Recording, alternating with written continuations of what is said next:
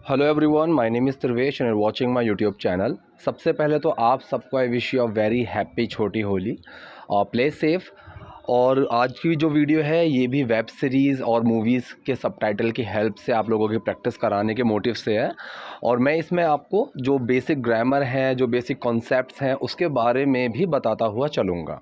ठीक है, चलिए वीडियो शुरू करते हैं। तो सबसे पहला है, हे तुम मूर्ख, देखो तुमने कहाँ फेंक दिया है, अब जाओ और गेंद लेकर आओ। ठीक है, तो मूर्ख को क्या बोलते हैं, जैसे स्टूपिड, इडियट। लेकिन अगर उसका थोड़ा सा एक लेवल बढ़ा दिया जाए कि उससे भी ज़्यादा अगर हमें बोलना हो तो वहाँ पे इंग्लिश में वर्ड है मोरॉन। ठीक है, सो हे यू मोरॉन, तुम मूर्ख, यू मोरॉन। फिर है तुमने कहाँ फेंक दिया है, मतलब बॉल की बात चल रही है कि बॉल को तुमने कहाँ फेंक दिया है।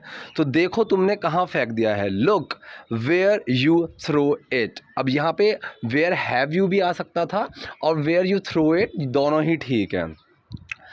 अब जाओ और गेंद ले आओ, now go and get the ball. अब गेट द बॉल का मतलब है लेकर आना। तो गेट का मतलब समझ में आना भी होता है, गेट का मतलब मिलना भी होता है, और गेट का मतलब लेना भी होता है। ठीक है, so now go and get the ball. Get the ball का मतलब लेकर आओ। जैसे मैं बोलूँ get me a glass of water, तो मतलब मेरे लिए पानी का एक ग्लास लेकर आओ। गेट मी अ पेन, मुझे मेरे लिए एक पेन लेकर आओ। तो यहाँ पे बोला गया है अब जाओ और गेंद लेकर आओ, now go and get the ball. तुमने नहीं सुना मैंने क्या कहा। ठीक है, तुमने नहीं सुना मतलब ये क्वेश्चन है, क्या तुमने नहीं सुना। डिडंट यू हेयर मतलब डिड यू नॉट। अब वो डिड यू नॉट में डिड और नॉट को एक साथ लिख दिया, डिडंट यू हेयर, क्या तुमने नहीं सुना। व्हाट आई सेड, जो मैंने कहा। अब मैंने पहले भी बताया जो, जब, जहाँ, इनके लिए जो क्वेश्चन वर्ड्स होते हैं जैसे कौन, कब, कहाँ, तो वही इनके आंसर में भी आते हैं। अब अगर मैं पूछूं मैंने क्या कहा, सो व्हाट डिड आई से। लेकिन अब मैं ये पूछ रहा हूँ जो मैंने कहा, व्हाट आई सेड। ठीक, तो पूरा क्या बना, तुमने नहीं सुना मैंने क्या कहा, didn't you hear what I said. अब यहाँ लिखा हुआ है कहाँ देख रहा है। अब इसका नॉर्मल बन सकता है वेयर आर यू लुकिंग। ठीक है, लेकिन एक चीज़ समझा देता हूँ मैं आपको। अगर मैं ऐसे बोलूँ व्हाट आर यू लुकिंग, तो इसका मतलब होता है क्या देख रहा है।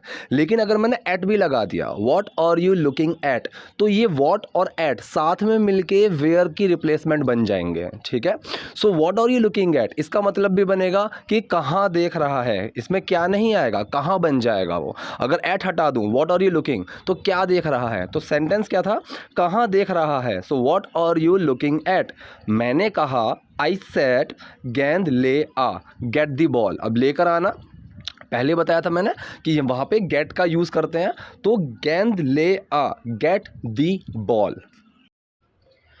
तुम्हारे बेटे ने मेरे पौधे के गमले तोड़ दिए, your son broke my plant pots. अब गमलों की बात हो रही है, गमले तो एक से ज़्यादा है तो pots. So your son broke my plant pots, your मतलब तुम्हारा, सन मतलब बेटा। ठीक है, तुम्हारे बेटे ने ब्रोक माई प्लांट पॉट, कि पौधे के जो गमले थे वो तोड़ दिए।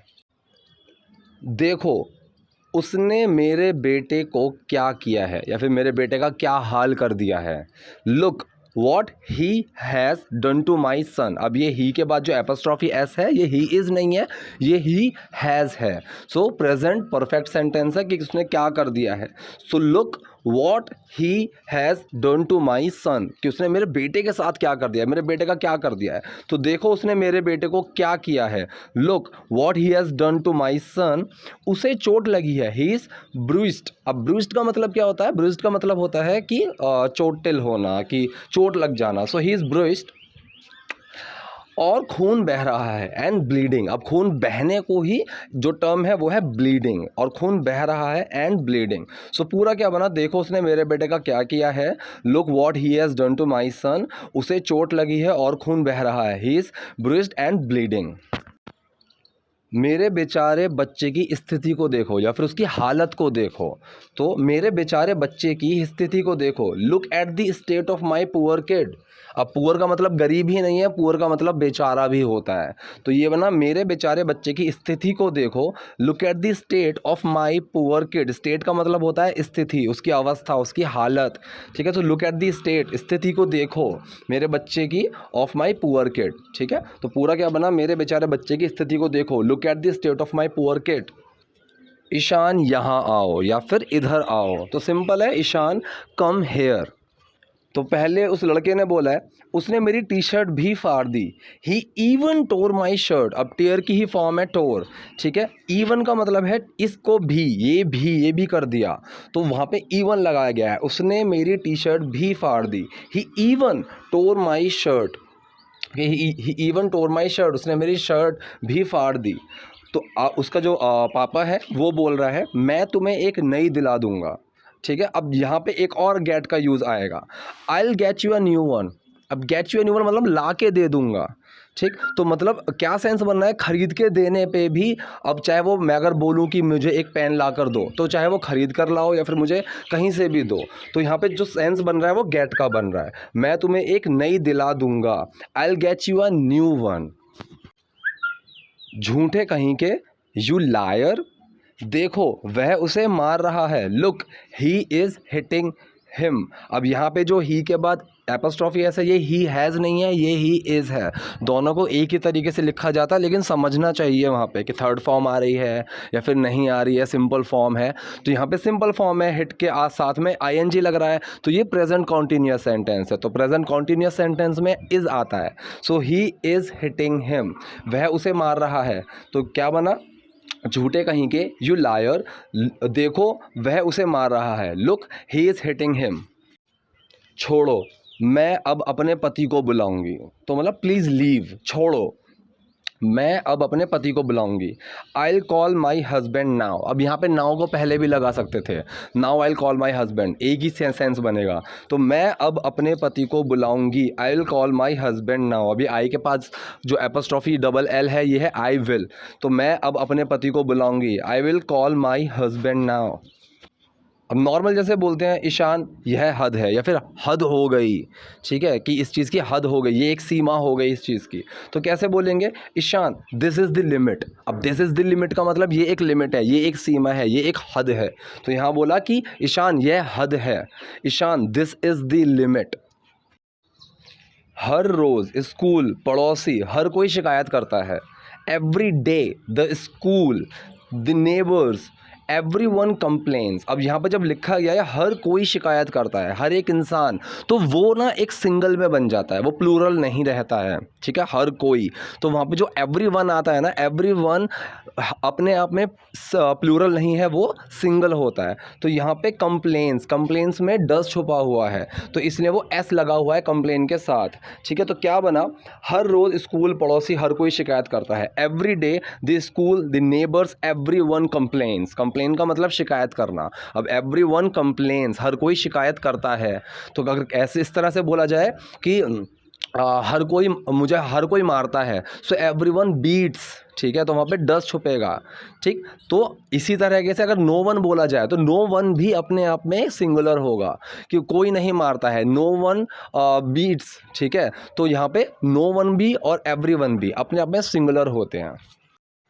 तो एक बार फिर से पूरा क्या बना, हर रोज़ स्कूल, पड़ोसी, हर कोई शिकायत करता है। Every day the school, the neighbours, everyone complains. अगर मैंने तुम्हारे खिलाफ एक और शब्द सुना। अब यहाँ पे अगर के लिए हम इफ़ लगाएंगे, खिलाफ के लिए अगेंस्ट, ठीक है, इस चीज़ के खिलाफ अगेंस्ट।